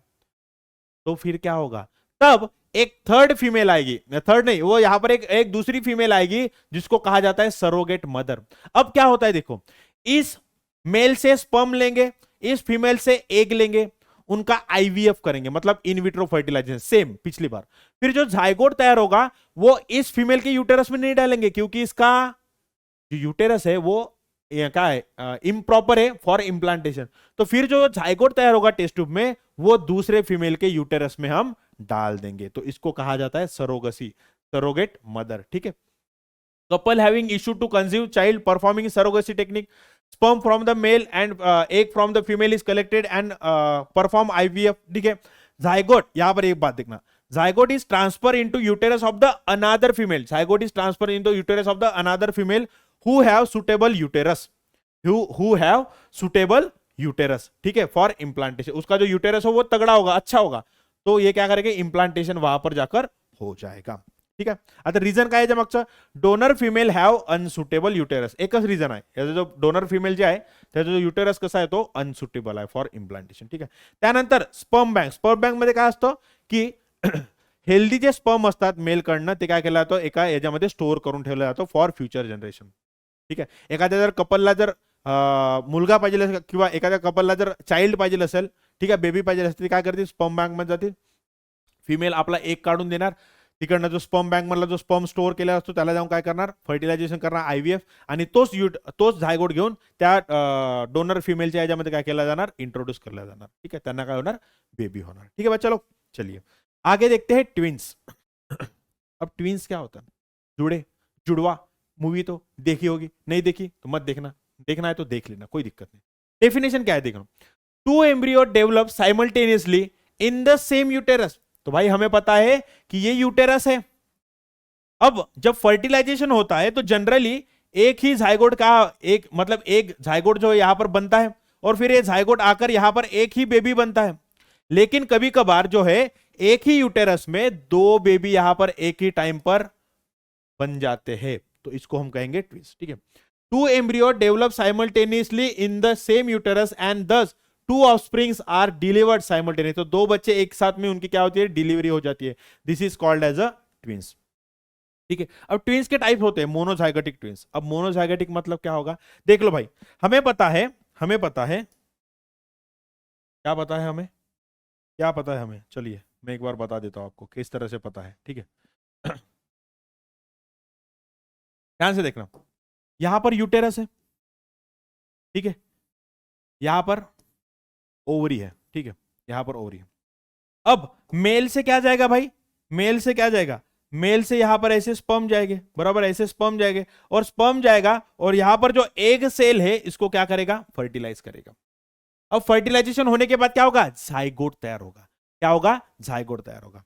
अब जब से फर्टिलाइजेशन हुआ, फर्टिलाइजेशन होने के बाद 8 दिन के पहले, अब जब ये फर्टिलाइजेशन होगा ये जाइगोट होगा, जाइगोट क्या करेगा, माइटोसिस। अब ये जो जाइगोट है ऐसा ग्रुप, ऐसे सेल का बंडल बन जाएगा ऐसे, सेल का पूरा गुच्छा बन जाएगा। ठीक है, अब जब फर्टिलाइजेशन हुआ, फर्टिलाइजेशन होने के बाद 8 दिन के पहले अगर ये ग्रुप ऑफ सेल दो इसमें डिवाइड हो जाते, आधा ग्रुप इधर चला जाएगा और आधा ग्रुप ऑफ सेल क्या चले जाएगा, इधर चला जाएगा। तो इससे क्या होगा, ये एक नया बच्चा तैयार करेगा अपना इंडिविजुअल, और ये जो ग्रुप ऑफ सेल है ये इससे क्या होगा, नया बच्चा तैयार होगा। This is called as a monozygotic twins. एक ही जाइगोट बना, लेकिन उससे क्या हो गया, जो सेल थे वो डिवाइड हो गया दो ग्रुप में, तो इससे क्या बने, मोनोजाइगोटिक ट्विंस। एक ही जाइगोट से दो बच्चे बन गए। ठीक है, it form from a single zygote, देखो एक ही जाइगोट से बना। Cell of the embryo divide into two group, देखो यहां पर cell of the embryo divide into two group within 8 day, मतलब जैसे फर्टिलाइजेशन हुआ उसके 8 दिन के अंदर अंदर अगर ये होता है तो इस टाइप का मोनोजाइगोटिक ट्विंस देखने को मिलेगा। ठीक है, both twins are exactly similar, देखो एग्जैक्टली सिमिलर क्यों, क्योंकि एक ही जाइगोट से बने। ठीक है, okay. Gender is also same, अगर ये पहले से ये जाइगोट जो है वो मेल वाला अगर बना है तो इससे जो दो बच्चे तैयार हो गए वो भी क्या हो गए, मेल मेल। अगर ये फीमेल है तो दोनों भी बच्चे क्या हो गए, फीमेल फीमेल। बात सबको क्लियर है? चलिए भाई आगे बढ़ते हैं। इसके बाद है सियामीज ट्विंस। अब सियामीज ट्विंस क्या होते हैं बच्चा लोग, कि हमें पता है कि यहां पर जो एम्ब्रियो जो 8 दिन के पहले बना, 8 दिन के पहले अगर ये दो ग्रुप में डिवाइड हो जाता है तो क्या होता है, मोनोजाइगोटिक ट्विंस। उसी का सेकंड टाइप है अगर ये सेल, ये जो ग्रुप ऑफ सेल है 8 दिन के बाद अगर डिवाइड हो जाते हैं तो उससे जो ट्विंस बनते हैं वो होते हैं सियामीज ट्विंस। इन ट्विंस में क्या होते हैं, इनकी जो बॉडी है, बॉडी का कोई ना कोई तो पार्ट वो क्या होता है, जुड़ा हुआ मिलता है, वो क्या होता है, जुड़ा हुआ मिलता है। उसके बाद आता है डायजाइगोटिक ट्विन। डायजाइगोटिक ट्विंस मतलब क्या, हमें पता है ये ठीक है, यहां पर एक, ठीक है। तो जनरली क्या होता है कि एक टाइम पर एक ही ओवरी से एक ही क्या निकलता है भाई, यहां पर एग निकलता है। लेकिन कई कबार क्या हो जाता है, कभी कभार बहुत रेयर कंडीशन इसमें क्या हो जाता है, इस ओवरी से भी एक सेल निकलेगा और इस ओवरी से भी दूसरा एक सेल निकलेगा। अब स्पर्म आते हैं भाई, स्पर्म आ जाते हैं। ठीक है, स्पर्म आएंगे यहां पर, ऐसे स्पर्म एंटर करेंगे, आधे स्पर्म इधर चले जाएंगे, आधे स्पर्म उधर चले जाएंगे। इसमें से एक स्पर्म इसको फर्टिलाइज करेगा, दूसरा स्पर्म दूसरा को फर्टिलाइज करेगा। मतलब क्या हो रहा है, जाइगोट कितने बनेंगे, डाई। यहां पर एक जाइगोट बनेगा, यहां पर एक जाइगोट बनेगा, फिर ये जाइगोट यहां पर आकर एक बेबी बना देगा और दूसरा यहां पर आकर दूसरा बेबी बना देगा। तो ये क्या हो जाएगा, डायजाइगोटिक ट्विंस। दो जाइगोट यहां पर बन रहे हैं। अब इनका जो सेक्स होगा जो बेबी का, वो एक तो सेम भी हो सकता है, नहीं तो नहीं भी हो सकता। देखो यहां पर एक मेल है, दूसरा क्या है, फीमेल है, या फिर दोनों भी फीमेल फीमेल मेल मेल हो सकते हैं, नहीं तो एक मेल होगा नहीं तो दूसरा फीमेल होगा। ये हो गया डायजाइगोटिक ट्विंस। ठीक है बच्चा लोग, उसके बाद आते हैं लास्ट टॉपिक, वो है रिप्रोडक्टिव हेल्थ। इसमें क्या होता है, definition, a person state of being physical, mental and social strongness. मतलब क्या होगा, अगर एक पर्सन है, ठीक है, उसका वो जब हेल्दी है तब कैसे कहेंगे, तब जो मतलब उसकी बहुत ज्यादा हेल्दी है एक पर्सन, क्या वो स्ट्रांग दिखने से हेल्दी होगा, नहीं भाई, वो मेंटली भी स्ट्रांग पाहिजे, बरोबर आहे। तो सोशली पण इंटरॅक्ट केला पाहिजे, लोकांसोबत चांगला बोलला पाहिजे आणि त्यासोबत तो फिजिकली पण स्ट्रॉंग असला पाहिजे। तर जेव्हा हे तिन्ही गोष्टी चांगल्या जर असतील त्या व्यक्तीला म्हणायचं आपण हेल्दी। ठीक है, अब रिप्रोडक्टिव हेल्थ क्या होती है कि कई कबार क्या होते हैं, बहुत सारे इन्फेक्शंस हो जाते हैं, कुछ कुछ बैक्टीरियल होते हैं, कुछ कुछ वायरल हो जाते हैं। ठीक है, तो सेक्सुअल डिसीजेस कौन से हैं, फॉर एग्जांपल फर्स्ट है सिफिलिस और दूसरा है गनोरिया, दोनों भी बैक्टीरियल है। ठीक है, ऑकरेंस ऑफ अ कैंकर, मतलब क्या होता है, पैचेस पैचेस हो जाते हैं on various part of the body including genital area, rash, fever, inflammation on the joint, बरोबर है। Painful and burning sensation during urination, gonorrhoea में क्या होता है, जब यूरिनेशन करने जाते हैं, 1 नंबर करने जाते हैं, तब क्या होता है, बहुत पेन होता है, बहुत दर्द होता है। ठीक है, उजिंग ऑफ पस थ्रू द पेनिस, पेनिस से क्या होता है, पेनिस और वजाना से पस बाहर निकलते रहते हैं। उसी के साथ इंफ्लेमेशन ऑफ यूरिनरी ट्रैक्ट, जो यूरिनरी ट्रैक्ट होता है वो का इंफ्लेमेट होने की वजह से क्या होगा, हमें दुख होगा, यहां पर देखो burning sensation. Okay, anus, throat, eyes, ये एक्सेट्रा, ये सारी की सारी चीजें क्या है, हमारे रिप्रोडक्टिव हेल्थ के बारे में हमने देख ली है। तो ठीक है, आई होप कि आपको ये समरी लेक्चर एकदम क्रिस्टल क्लियर समझ में। कोई भी दिक्कत होती है कमेंट सेक्शन में पूछ लो, हम आपको रिप्लाई दे देंगे। तब तक के लिए नमस्कार मंडली, धन्यवाद।